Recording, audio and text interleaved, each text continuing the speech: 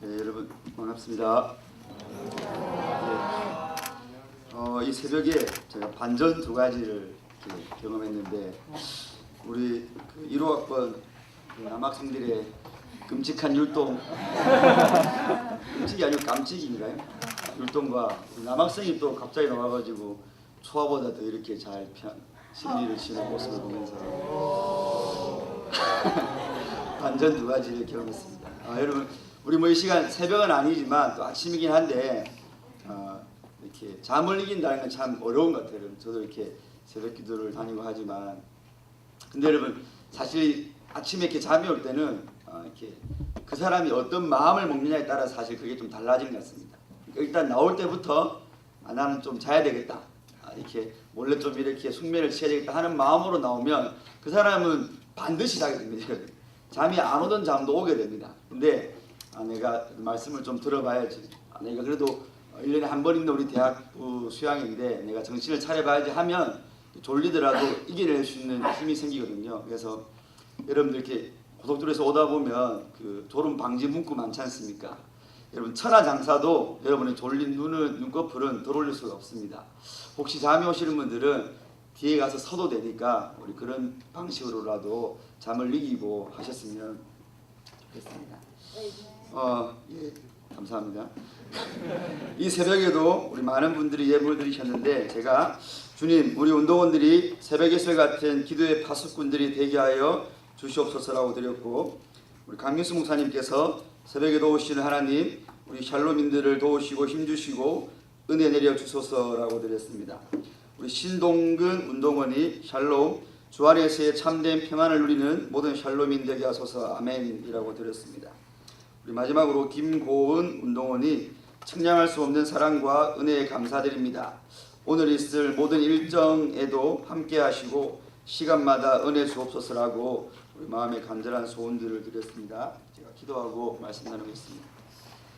하나님 감사합니다. 이 새벽에도 우리를 하나님의 존전 앞으로 불러 모아주시고 또 우리에게 말씀 들을 수 있는 귀한 이 특권이자 의무를 주신 것 진심으로 감사드리옵나이다. 사랑하는 친구들 정말 이 새벽 아침에 정신을 차리고 주님 사모하는 마음으로 또 내받은 말씀대로 우리가 주님의 사랑하는 마음으로만 죄를 이길 수 있음을 기억하면서 말씀을 통해서 주님 만나기를 고대하는 마음으로 나아왔사오니 하나님 우리를 실망시키지 않으시는 하나님의 그 세밀하시고 풍성한 은혜를 다시 한 번 더 맛볼 수 있는 이 아침이 될 수 있도록 하나님 인도하여 주시옵소서. 우리에게 지혜와 계시의 영이신 성신을 충만하게 보내주셔서 말씀이 잘 깨달아지고 오늘도 우리에게 말씀을 가르쳐 주시는 예수님의 영의 역사로 말미암아 그 말씀이 내게 주시는 말씀으로 또 그 말씀의 힘으로 오늘 하루와 우리의 평생을 주님의 군사로 넉넉히 이기며 살아가는 우리의 복된 삶이 될 수 있도록 은혜 위에 은혜를 더하여 주시옵소서. 하나님 이 시간도 예 말씀을 전하는 자나 또 특송을 하는 자나 이렇게 모든 예배 순서를 맡은 자가 아니라 정말 저 헬라에서 온 이방인들처럼 예수 선생이여 우리가 예수를 배웠고자 하는 마음으로 주님 뵙기 위해 나아왔사오니 하나님의 영광과 주님의 임재하심만을 체험할 수 있는 복된 아침 될 수 있도록 인도하여 주시옵소서. 우리 1호학번들의 찬양을 하나님이 받으신 줄 믿고 감사드리옵고 예수님의 이름으로 기도드리옵나이다. 네. 여러분 우리가 함께 읽었던 시편 110편은 신약에서 약 20번 정도가 언급되고 이렇게 인용될 정도로 상당히 비중이 있는 말씀입니다. 신약에서 20번이 인용되었다는 것은 이 시편 110편에 예언이 많이 이렇게 녹아져 있다는 거죠. 그 구약의 예언이 시편에 와서 성취가 되었는데 그게 바로 신약에서 20번 정도 인용된 것으로 그 중요성을 우리가 알 수 있습니다. 근데 여러분 이 시편 110편은 시편 110편을 독립적으로 읽기보다는 앞뒤로 있는 109편과 111편을 함께 묵상할 때 우리에게 더 풍성한 가르침을 주게 됩니다. 시편 110편을 기점으로 앞에 있는 109편은 다윗의 시인데요. 다윗이 하나님의 공의에 호소하면서 지금 당신이 당하고 있는 그 악인들의 어떤 비방과 또 조롱과 핍박과 그런 어떤 힘듦, 자기 어떤 고통으로부터 하나님께 의분을 토로하는 게 바로 시편 109편입니다. 그래서 그런 부정적이고 암울한 분위기 그리고 어떤 비탄하는 자기의 삶에 대해서 비탄하는 모습이 좀 있지만 시편 109편의 말미인 29절로 31절을 한번 보십시오. 여러분, 시편 109편 29절 31절. 나의 대적으로 욕을 옷 입듯 하게 하시며 자기 수치를 겉옷같이 입게 하소서. 내가 입으로 여호와께 크게 감사하며 무리 중에서 찬송하리니 저가 궁핍한 자의 우편에 서사 그 영혼을 판단하려 하는 자에게서 구원하실 것입니다라고. 그러니까 시편 109편의 전체적인 시는 비통이고 애탄이고 그리고 하나님의 공의에 호소하는 그런 고통이 녹아있지만 시편 109편의 말미에 가면 다윗이 그럼에도 불구하고 하나님이 그 가난한 자의 나의 우편에 서셔서 나를 구원하시고 나를 이렇게 건지실 것을 믿고 감사로 마치게 되는 것을 보게 됩니다. 여러분, 그 시편 109편이 비록 애통과 비탄의 시이지만 그렇게 감사로 끝마치고 시편 111편을 보게 되면 111편 1절에 할렐루야 내가 정직한 자의 회와 공회 중에서 전심으로 여호와께 감사하리로다. 그러니까 109편의 구원의 간구가 111편에 오면 응답이 된 것을 보게 됩니다. 그럼 우리가 여러분 한번 궁금하고 또 생각해 봐야 될 것은 시편 109편과 시편 111편 사이 그 행간에 있는 시편 110편에서 어떤 사건이 발생하고 그 사건으로 말미암아 시편 109편과 111편의 이런 분위기의 대조의 어떤 현상이 일어나게 되는 것을 우리가 알 수 있게 되는 것입니다. 그런 어떤 의심과 그런 궁금증을 가지고 110편을 읽어보면 딱 일치가 되어버립니다. 그러니까 109편에서 구했던 하나님의 도우심, 하나님의 공의에 대한 간구가 110편에서 그대로 응답이 되어버립니다. 그게 바로 110편에 나와 있는, 우리가 다 읽지는 않았지만 여호와의 우편에 계신, 그러니까 왕이시면서 제사장이신, 물론 여기는 어떤 선지자들은 안 나오지만 우리가 익히 알고 있는, 제가 미리 결론을 비약하자면 예수님의 삼중직 가운데 예수님의 두 가지 직분인 왕직과 제사장직을 같이 가지고 있는 그 어떤 여호와의 우편에 있는 주가 나옵니다. 근데 그 주에 의해서 악인들을 무찌르고 그 주에 의해서 전쟁에 승리하고 그 주에 의해서 시편 109편의 간구가 응답되는 걸 보게 됩니다. 여러분, 실상 시편은 이스라엘 민족의 찬양이었습니다. 이스라엘 민족의 기도의 제목이었어요. 여러분, 단순히 어떤 그런 시적 어떤 문구 그런 게 아니라 이스라엘 민족은 힘이 들고 외제의 침략을 받고 자기들의 국군이 흔들릴 때마다 시편 109편을 암송을 했습니다. 여러분, 우리가 시편 109편을 다 읽지는 않았지만 거기 보면 하나님 악인 우편에는 더 악한 악인을 보내셔서 그들로 하여금 악인들을 고소하게 해주세요라는 말이 있고, 하나님 고통당하고 있는 가난한 자의 우편에는 하나님이 서주셔서 그 가난한 자를 구해 주시옵소서라는 기도가 109편에 있는 것입니다. 근데 시편 110편에 오면 또 같은 우편이 나오는 것입니다. 그러니까 이스라엘 민족이 힘이 들고 어려울 때마다 109편을 하나님 앞에 아뢰던 것입니다. 자기들의 기도의 제목이었던 거죠. 근데 그 기도의 제목을 하나님이 110편이라는 응답을 주신 것입니다. 그럼 여러분, 오늘 저와 여러분이 믿는 자가 사는 이 세상 속에도 우리를 괴롭히고 우리를 압제하고 우리를 무너뜨리려고 하는 사단의 세력이 있고 세상이라는 권세 잡은 자들이 있는데 저와 여러분들이 이기는 방법 중요하죠. 우리는 하나님의 군사로 분을 받았고 하나님의 SFC인데 저와 여러분이 세상을 살면서 당하게 되는, 필연적으로 당하게 되는 세상 속에서의 영적인 전투, 영전에 이길 수 있는 그 하나님의 응답이 우리의 군사의 전략이, 여러분, 저와 여러분들의 필승 비법이 110편에 있는 것입니다. 이걸 모르면 여러분, 우리가 아무리 SFC 구호를 외치고 강령을 외치고 저와 여러분들이 학원과 세계복음화와 이 국내 복음화를 위해서 애를 쓴다 할지라도 사실은 공허한 외침이 될 수밖에 없을 수도 있다는 생각이 드는 것입니다. 여러분, 한번 봅시다. 시편 110편 1절에 보면 여호와께서 다윗에게 어떤 계시를 주는데, 여호와께서 내 주에게 말씀하시기를 내가 내 원수로 내 발등상 되게 하기까지 너는 내 우편에 앉으라는 계시를 받게 됩니다. 여기 보면 또 시편 110편이 어려운 게 여호와가 나오고 또 주가 나오기 때문에 좀 헷갈립니다. 근데 여러분, 여기 1절에 나와 있는 여호와와 주는 서로 다른 분입니다.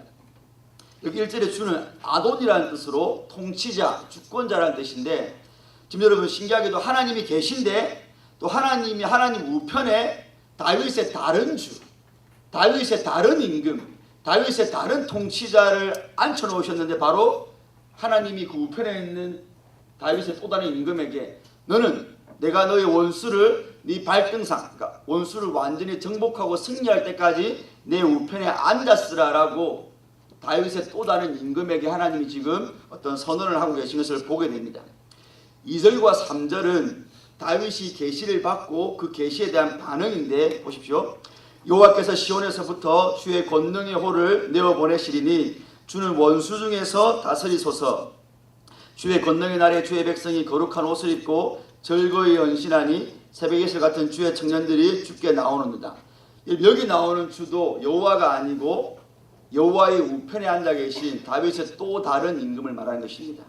그러니까 여호와께서 시온에서부터 내 우편에 있는 하나님 우편에 있는 임금님 당신에게 권능의 호를 줬으니까 임금님 당신은 원수 중에서 다스리시고 임금님이 권능의 날에 임금님의 백성이 거룩한 옷을 입고 나올 겁니다 라고 다윗이 지금 1절에 받은 계시에 대한 반응을 주고 있는 것입니다. 여러분.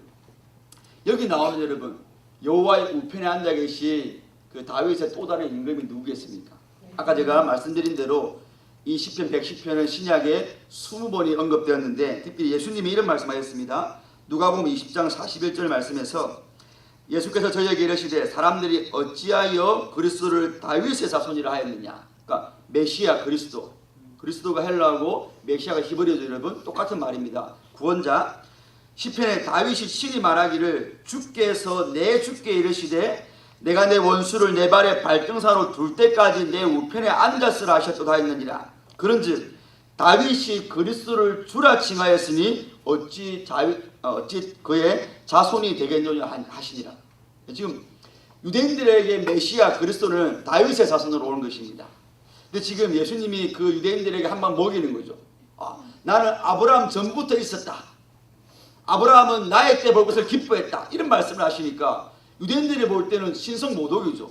이제 갓 30살이 된 이 예수라는 자가 나사렛 출신이 자기 아버지는 요셉 목수인데 자기가 무슨 하나님의 아들인 것처럼 자기가 아브라함보다 더 높은 자인 것처럼 자기가 다윗보다 더 위대한 자인 것처럼 말을 하니까 유대인들의 오한이 분분한 것입니다. 그때 예수님이 한번 먹이는 거죠. 야, 그럼 네가 시편을 알잖아.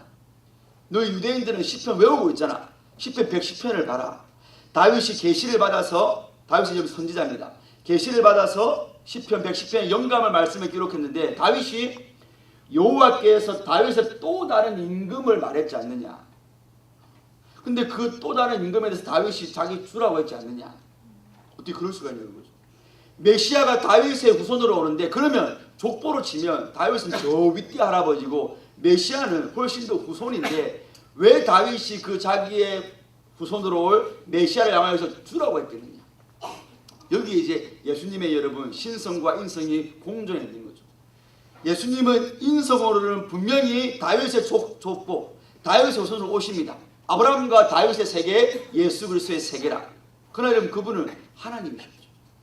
그게 예수님의 신성이지 않습니까? 그게 바로 시편 110편에 있는 왕이면서 제사장이신 예수님의 메시아의 신적인 권위를 말씀하시는 거거든요. 그래서 이 나와 있는 바로 하나님의 우편에 있는 그 또 다른 다윗의 임금님은 바로 예수 그리스도 메시아이신 것입니다. 여러분 근데 그분의 권능의 날에 그의 백성들이 거룩히 옷을 입고 즐거이 헌신하고 새벽 이슬처럼 나온다고 했습니다. 이게 여러분 권능의 날이라는 말은 전쟁의 날을 의미합니다. 오늘을 볼 때 전쟁의 날, on your day of battle입니다. 그러니까 어떤 힘 있는 그런 날이 아니라 여호와의 우편에 계신 그 다윗의 메시아이신 그분이 전쟁의 날을 할 때에 그의 백성들이 거룩한 옷을 입고 나온다는 것이죠. 이게 무슨 말이겠습니까? 여러분? 어제 말씀드린 대로 임금에게는 여러분 백성이 있어야 임금입니다. 백성이 없는 어떻게 임금이 될 수 있습니까? 그러니까 다윗의 자손 오신 메시아에게는 그를 따르는 어떤 무리가 있는데 그 따르는 무리가 예수님과 함께 전쟁을 치른다는 거죠. 대적을 무찌르는데 임금님만 나가는 게 아니고 임금님이 싸우는데 그의 백성들도 함께 나온다는 겁니다. 근데 여러분 그 백성들이 싸우는 방법이 있는데 보십시오. 거룩한 옷을 입고 나온다는 거죠. 그럼 전쟁을 하면 전쟁에 대한 군복, 허리에 어떤 띠를 띠고 머리에 고원의 투구를 하고 의에 흉배를 붙이고 뭐 복음의 신을 신고 이런 우리 에베소서에 있는 그런 어떤 군복이 예상되는데 여기 나와 있을 때는 제사장들이 입는 거룩한 옷, 예복을 입고 나온다는 거죠. 여러분. 왜 성경이 이런 말을 했겠습니까? 여러분? 성경에는 예복을 입고 어떤 군사적인 싸움이긴 한데 군복을 입지 않고 싸우는 게 곳곳에 나와 있습니다. 우리 특별히 여러분 잘 아시는 대로 여리고를 무너뜨릴 때 이스라엘 백성들이 어떤 뭐 무기를 들거나 아니면 어떤 군사적인 지략을 세워가지고 여리고를 무너뜨린 게 절대로 아니었죠. 여러분. 우리가 그 성경을 보면 제사장이 언약궤를 밀고 제일 앞서서 나팔을 불고 돕니다. 여러분.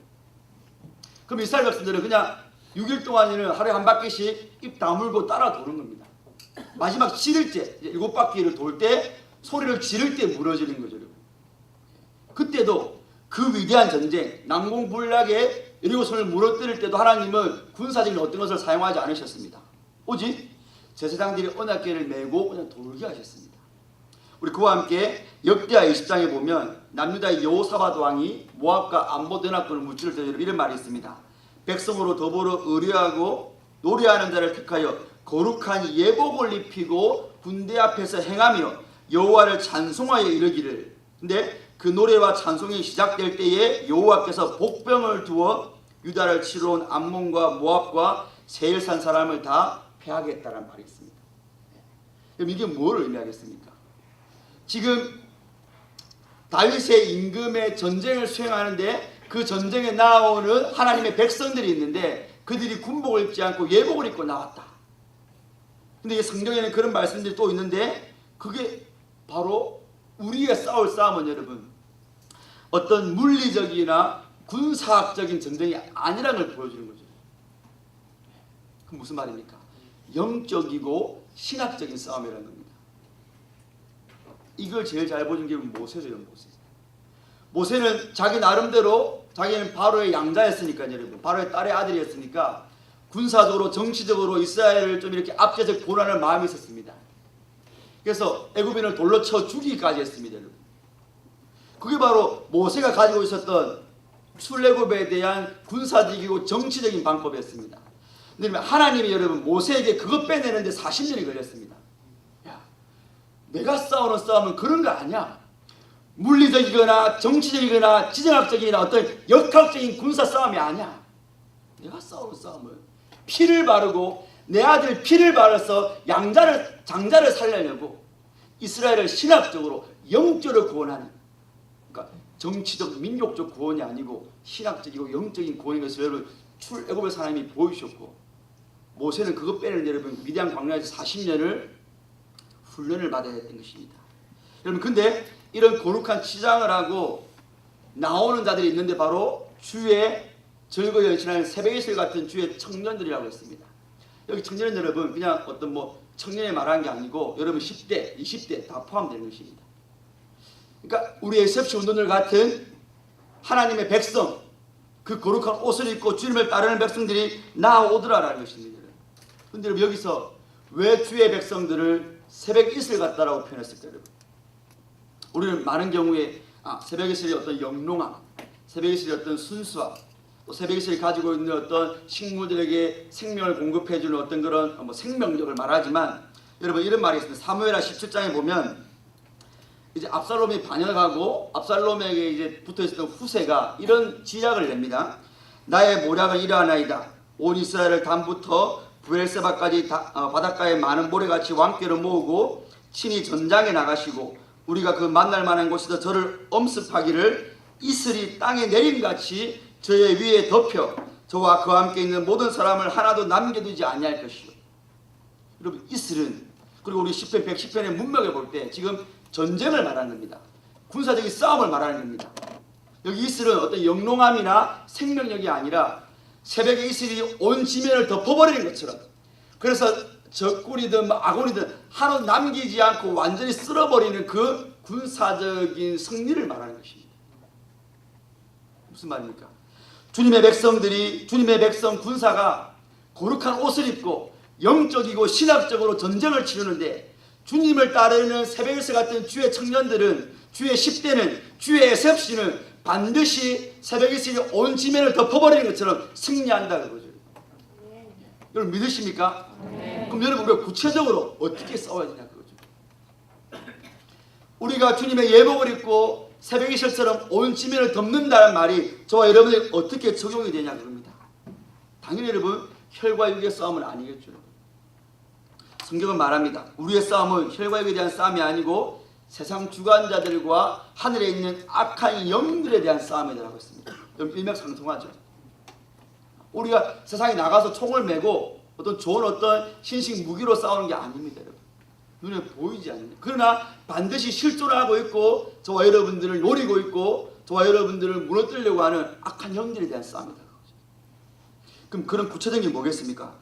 에베소서 2장 1절 3절 말씀에 너희의 허물과 죄로 죽었던 너희를 살리셨도다. 그때 너희가 그 가운데 생하여 이 세상 풍속을 쫓고 공중의 권세 잡은 자를 따랐다라고 합니다. 이게 무슨 말입니까?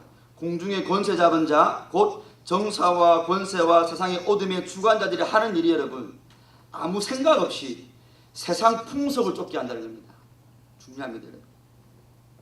근데 그 세상 풍속을 쫓는 것이 육체와 마음에 원하는 것을 하여 다른 이들과 같이 본질상 진노의 자녀가 하는 그게 삶의 패턴이라는 거죠. 여러분 저와 여러분들이 이 시대에 싸워야 될 것은 여러분 다른 게 아닙니다. 이 시대의 문화입니다. 이 시대의 라이프 스타일입니다. 이 시대의 삶의 패턴입니다. 여러분 우리는 주님의 군사로 바로 서기 위해서 여러분 우리의 주정마귀가 세상 풍조 속에 뿌려놓은 죄악들, 반신적인 거, 반신국적인 거, 하나님을 대적하고 하나님의 나라를 대적하는 그 악한 뿌리들을 봐야 되는 것입니다. 아무 생각 없이 따라하는 우리가 유행하는 스타일 여러분. 아무 생각 없이 하는 거. 물론 여러분 아무 생각 없이 하는 것 중에는 별로 의미 없는 것도 있습니다. 아디아포라 문제, 진리와 상관없는 게 있습니다. 요즘 유행하는 것들, 뭐 바지 밑단을 2번 접는 거라든지. 그런데 그런 것들 보세요 여러분. 얼마나 쉽게 퍼집니까 여러분. 누가 따라하라고 했습니까 여러분? 유명한 사람이 매체에 나와서 2번 접옷을 뿌린데 여러분 다수의 사람들이 여러분 따라하는 겁니다. 이게 세상 문화의 파급력과 영향력입니다. 여러분. 우리 그걸 볼 줄 알아야 됩니다. 예, 바지 2번 접는 건 아무것도 아닐 수 있는데 여러분 똑같은 현상이 진리 문제에 있어서 여러분 기독교의 윤리 문제에 있어서 여러분 똑같이 퍼질 수 있다니까요. 문화, 과학, 사회, 정치 영역에서 대중매체에서 SNS에서 여러분들이 아무렇지도 않게 하고 있는 여러분들의 삶의 행태가 과연 하나님 보시기에 선하냐? 과연 SFC로서 할 수 있는 것들이냐? 타당한가 합당한가에 대해서 우리가 고민을 안 해보는 시대. 물론 우리는 좀 낫죠. 우리는 전국 대학생 대회에서도 그런 어떤 기독교 세계관을 다 배웠으니까요, 여러분. 근데 여러분 이런 것들 우리가 무턱대고 쫓아가면 안 된다는 것입니다. 다수가 한다고 해서 그게 죄가 아닌 것은 절대로 아닌 것입니다. 여러분 오스 기니스라는 분이 있습니다. 오스 기니스. 그 사람은 셰프 목사님이 세운 라버리 공동체에서 공부하신 분인데 그 사람이 악마의 비밀 문서를 훔치다라는 책을 썼습니다. 그 책 보면 이제 악마들이 여러분 잘 아시는 대로 그 스크루테이프의 편지처럼 이렇게 악마가 이렇게 믿는 자를 유혹하려고 어떤 지략을 세우는데 그게 노출된 거잖아요. 이 책도 그런 책입니다. 근데 거기 보면 이런 말을 합니다. 악마들이 1급 비밀 문서인데 우리 예상대로 문화를 이용해 교회에 침투해서 전복시키자는 계획은 전략적으로 놀라운 기회일 뿐 아니라 뜻밖에도 교회가 방어하기 어려운 약점에 대해서도 밝혀주었습니다. 문화로 인한 위험이 다가올수록 교회는 더 깨어있어야 함에도 오히려 점점 더 깊은 잠에 빠지는 것이지요. 세속성을 심각한 문제가 아닌 사소한 문제로 치부하도록 만드는 작업은 민감하긴 했지만 수월한 일이었지요. 세속주의와 세속화는 다릅니다. 세속주의는 일종의 철학입니다. 그러나 무신론이나 자연주의와 같은 세속주의 철학과 달리 이 세속화된 정신은 사람들의 사유나 선택의 대상이 아닙니다. 오히려 알게 모르게 받는 영향입니다. 세속주의와는 전혀 다르게 전념성이 강합니다. 마귀가 이 시대의 교회를 전복시키는 방법 중에 하나가 바로 세속화입니다. 여러분 여기 말하죠. 세속주의는 차라리 무신론이나 자연신론 같은 경우는 표가 납니다. 하나님 없습니다. 하나님은 세상을 만들어 놓고 이제 손 뗐습니다. 하나님이 아닌 다른 신이 있습니다. 이런 것들은 여러분 우리가 대처하기가 쉽습니다. 그거 아니지. 하나님 계시지 않으면 되는데 여러분, 세속화는 알게 모르게 여러분들을 한다는 거죠. 여러분, 하나님 있습니다. 교회 잘 다니십시오. 근데 여러분, 여러분의 삶의 어떤 행동을 주관하는 가치 판단과 여러분들의 기준이 알게 모르게 세속화돼 버린다는 거죠. 이 정도는 해도 되지. 이거 아무나 다 하는데 뭐. 요즘 애들 저렇게 이 정도 안 하는 애가 어디 있어? 이 정도는 너무 심한 거 아니야? 이렇게까지 할 필요가 있나? 이런 것들이에요. 눈에 보이는 어떤 명확한 것이 아니라 교묘하고 은밀하게 다가오는 세속화가 많이 있다는 거죠. 여러분, 이런 시대 속에서 지금까지 교회가 또 우리 개혁주의가 추구했던 게 바로 문화 변혁이었습니다. 그러니까 이런 시대를 바꾸자는 거죠. 여러분, 문화를 개혁시키자는 거였습니다. 근데 여러분, 안타깝게도 그 문화개혁은 사실 영향력을 많이 발휘하지 못했습니다. 그 문화개혁의 대표적인 게 뭡니까 여러분? 고지론입니다. 고지론. 우리 학생들이 좋은 대학 가고 좋은 데 취업하고 돈 많이 벌고 영향력 있는 사람이 되어서 높은 데 앉아서 세상을 변화시키면 된다는 것이었습니다. 근데 여러분, 우리나라의 3명이 장로 대통령이었습니다. 이승만, 김영삼, 이명박. 여러분, 우리나라가 더 나아졌습니까 여러분? 우리나라 국회의원의 30%가 여러분 기독교인입니다. 우리나라 국회가 달라졌습니까 여러분? 고지에 올라가서 세상을 변화시키려 했던 그것이 여러분, 물론 여러분 아브라함 가이프 때 그때 네덜란드는 엄청나게 좋았답니다. 그런데 여러분, 지금 네덜란드를 보십시오. 성매매가 합법적입니다. 미국을 보십시오 여러분. 그 어느 나라보다 타락한 게 미국이지 않습니까 여러분? 문화개혁 여러분, 물론 그런 사람도 있어야죠 여러분. 공부하지 말란 말 아닙니다. 열심히 내지 말란 말 아닙니다. 전문성을 가지지 말란 말 아닙니다 여러분. 근데 여러분, 문제는 우리 모두가 다 그럴 수는 없다고 여러분. 제가 믿기로 공부머리는 있는 것 같아요 여러분. 모든 사람이 다 축구를 잘할 수 없듯이 여러분, 모든 사람이 다 운동선수가 될 수 없듯이 모든 사람이 다 고지에 올라갈 수는 없잖아요 여러분. 여러분의 재능과 여러분의 은사와 여러분의 직업은 다 다른 겁니다 여러분. 우리는 기독교 세계관 여러분, 모든 직업이 다 거룩하다면서요 여러분. 근데 여러분, 제가 SFC 다닐 때 제일 많이 들었던 설교가 요셉이 되자 다윗이 되자였습니다. 그래서 세상을 변화시키자는 거죠 여러분. 네가 총리가 되고 네가 왕이 돼서 세상의 요직을 차지해서 세상을 변화시키는 그런 애가 되라. 그때마다 저는 눌렸어요. 왜요? 저는 그런 가망성은 없으니까. 제가 이렇게 뭐 국회의원이 되고 그런 가망성은 없으니까. 부담을 주는 설교였습니다. 물론 그렇다고 해서 공부하지 않는 핑계를 삼아서 그런 말 아닙니다 여러분. 죽으라 공부해야죠 여러분. 근데 문제는 우리가 싸우는 이 거룩한 옷을 입고 싸우는 이 전투가 단순히 고지에 올라가서 안 된다는 거죠 여러분. 이와 관련해서 어떤 교수님이 하신 말씀이 있습니다. 우리의 싸움은 고지론이 아니라 반립이다 그랬어요. 반립. 그러니까 반대편에 서는 것입니다. 그냥. 남들이 알아주든 알아주지 않든 세상이 어디로 가든 세상이 어떻게 하든 우리 SFC는 주님의 백성은 거룩한 예방을 입은 우리는 거룩함으로 승부하자 그거죠. 모든 대학생의 70%가 성전 혼관계를 동의하고 있고 대학생의 70%가 혼전 성관계의 그런 경험이 있다 할지라도 SFC는 거기서 반립하자는 겁니다. 여러분. 모든 많은 운동원들과 모든 많은 기독교인들이 높은 데 올라가려고 하고 자기 이름을 내려고 하고 바벨탑을 쌓고 있더라도 우리만큼은 낮은 데 차고 낮은 해처럼 밤엔 달처럼 빛과 소금으로 반립하자는 겁니다. 여러분. 그게 힘이 들고 어렵고 이름도 없고 아무도 알아주지 않는 자 할지라도 여러분 반립하자는 것입니다. 반립. 그러니까 세상 방법과 다른 방법으로 살아가는 거죠. 이게 거룩합니다. 여러분, 성경에서 거룩이라는 단어, 그건 하나님께만 쓰였던 단어입니다. 근데 그 중에서도 하나님의 속성이 많이 있는데 성경이 강조하는 게 바로 거룩입니다. 여러분, 특별히 이사야 말씀에 거룩 거룩 거룩 3번 된다는 말하는 하나님 말씀은 아무것도 없어요. 근데 하나님의 거룩, 그게 무슨 말입니까? 거룩이라는 단어는 하나님에 대한 전유물인 단어입니다. 인간은 거룩한 존재가 아닙니다. 근데 하나님이 그 거룩을 우리에게 나눠주셨죠. 예수의 십자가. 그래서 여러분들을 떼어서 구별해 놓은 거, 그게 거룩이지 않습니까? 여러분, 그 거룩에는 목적이 있는 거룩입니다. 그냥 떼어놓은 게 아니라 하나님의 영광과 하나님의 뜻대로 살아가는 그 목적을 위한 떼어놓음, 그게 거룩이라고 하는 것입니다. 여러분. 그 저와 여러분들이 그렇게 거룩으로. 그래서 구약에 보세요. 여러분, 레위기나 출애굽기다 보면 하나님이 목적 있게 떼어놓은 성물, 성전의 기구, 기명들만 다 거룩한 것들입니다. 그래서 성구죠. 성구. 거룩한 물건들이었습니다. 성물들. 여러분들이 그렇지 않습니까? 여러분 성도지 않습니까? 거룩한 에셉시지 않습니까? 여러분들이 구별해야 됩니다. 여자친구랑 데이트하는 모습에서 여가 시간을 보낼 때도, 직장을 구할 때도, 물질을 쓰는 데 있어서도 여러분들 삶 가운데 불신자와 다른 게 있어야 됩니다. 여러분 제가 놀랬던 게 있습니다. 여러분 요즘에 잘 나오는 그런 거 있죠. 여기 어때라는 어플 아시죠? 여기 어때? 아시죠? 여러분 신동엽이 선전하는 거. 여러분 그 어플 선전할 때 처음에 컨셉이 뭐였습니까?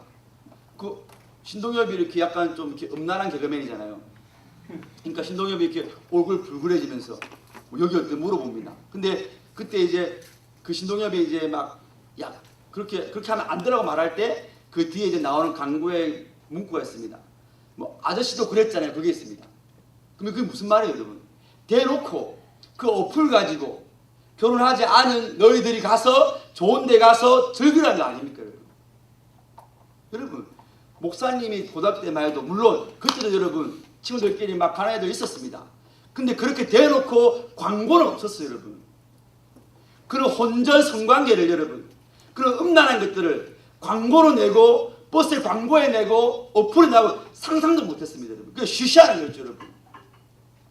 없지는 않았지만 여러분 그게 여러분 대중화되지는 않았습니다. 근데 보세요, 여러분. 10년 만에, 불과 10년, 20년 만에 여러분. 그런 여러분 요즘 보세요, 여러분. 결혼한 연예인들 보십시오. 대부분이 다 혹시 뭐 그걸 뭐라 합니까, 여러분? 결혼 속도 위반 아니라고 물어보잖아요. 인터뷰할 때마다. 옛날에 그런 말 할 수 있습니까, 여러분? 이게 여러분 세상이 마귀가 교회에 세속화시킨 겁니다. 그래도 되나 보다. 괜찮은 거네? 다 하는 거네? 우리가 거기서 반립하자고. 어떻게 됩니까? 여러분, 어제도 말씀드렸지만 여러분, 하나님께 먼저 순종하는 자리에 있어야 됩니다. 여러분, 아담과 하와가 왜 문화명령을 실패했습니까, 여러분? 능력이 없었습니까? 아니면 하나님이 은혜를 안 줬습니까? 아니면 뭐 문화명령에 대한 방해가 있었습니까? 전혀 없었습니다. 뭐였습니까? 하나님께 순종하기를 자기가 포기했을 때 문화명령을 실패했습니다. 여러분, 나가서 여러분이 학교에서, 캠퍼스에서, 직장에서, 가정에서, 교회에서 뭔가를 하기보다 더 중요한 것은 여러분들의 삶에서 하나님 앞에 통치에 순복하는 것입니다. 아담이 그걸 실패했어요, 여러분.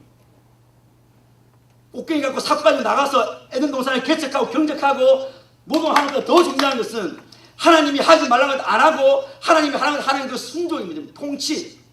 그게 더 중요합니다, 여러분. 예배에 실패하고 기도에 실패하고 말씀 읽기에 실패하고 신앙생활에 실패하는 자는 절대로 문화명령 못합니다, 여러분. 근데 얼마나 많은 경우에 여러분 우리가 그거 신경 쓰지 않고 일단 나가는 겁니다. 일단 나가고 보자. 공부 잘하고 보자. 좋은 사람 되고 보자. 난 사람이 되고 보자. 좋은 데 입학하고 보자. 좋은 데 취업하고 보자. 그럼 뭐 할 겁니까, 여러분?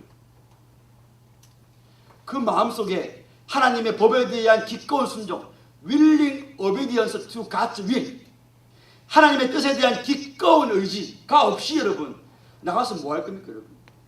여러분들이 과연 뭘 할 수 있습니까? 여러분들 힘으로 변화할 수 있는 게 과연 뭐가 있습니까, 여러분? 또 얼마만큼 변화됐습니까, 캠퍼스가? 주님의 군대지 않습니까? 주님이 하시지 않습니까? 주님이 앞서가지 않습니까, 여러분? 우리는 거기 따라가면 되는 겁니다. 주님이 하라는 것, 그 순전한 마음 가지고 그냥 가면 되는 겁니다. 근데 주님이 여러분에게 뭘 요구하십니까? 성경에 보면 자녀이면 또한 우사 곧 하나님의 우사요 그리스도와 함께한 우사는 우리가 그와 함께 영광을 받기 위하여 고난도 함께 받아야 한다. 빌립보서 말씀에 내가 그리스도와 그 부활의 권능과 고난의 참여함을 알려하여 죽으심을 본받아. 디모데후서 말씀에 네가 예수의 좋은 문서로 나와 함께 고난을 받자. 베드로전서 2장 21절 말씀에 예수가 먼저 고난을 받았는데 이는 너희를 위하여 본을 끼쳐 고난의 자취를 따라오게 하기 위하여. 베드로전서 4장 13절 말씀에 너희가 그리스도의 고난에 참여하는 것으로 즐거워하라. 마태복음 5장에 또 너를 송사하여 속옷을 가지고 겉옷 달라는 자에게 속옷 주고 오리를 가다한 자에게 심리 줘라. 나를 따라오려거든 자기를 부인해야 된다. 여러분, 이런 기도를 드리는 자가 얼마나 됩니까? 우리 가운데 좋은 학점 받고 좋은데 취업한 것보다 여러분 중요합니다. 그 중요한데 그것도 기도해야 되는데 이런 기도, 여러분 정말로 주님이 원하시는 군사됨의 기도, 고난받기 위해서 주님과 낮아지는 기도, 정말로 누군가 나에게 속옷을 달라고 할 때 그것을 줄 수 있는 기독교 윤리, 우리를 가자 할 때 심리를 가질 수 있는 주님의 백성의 사랑이 우리에게 있냐. 세상 여러분들 보고 그것을 보고 있냐 그럽니다.